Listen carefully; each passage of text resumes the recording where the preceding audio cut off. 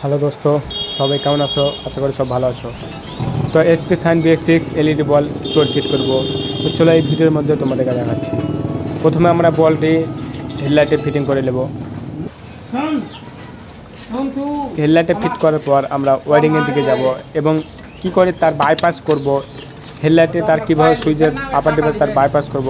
তো চলো দোস্ত এই ভিডিওর মাধ্যমে তোমাদেরকে দেখাবো। তো সর্বপ্রথমে আমরা তারের দিকে যাব এবং কোন তারটা বাইপাস করলে আমাদের সঠিকভাবে LED বলটা জ্বলবে এবং LED বলটি কাটবে না। তো প্রথমে আমরা সুইচ করবো এবং সুইচের মধ্যে আপারের সুইচে কোন তারটা মেন আসছে সেটা দেখবো রেগুলেটর থেকে। তো দোস্ত আমরা দেখতে পাচ্ছি ঘিয়া কালো তারটা মেন এবং কালো করে তারটায় 12 ভোল্ট তার থাকবে, 12 ভোল্ট কারেন্ট থাকবে।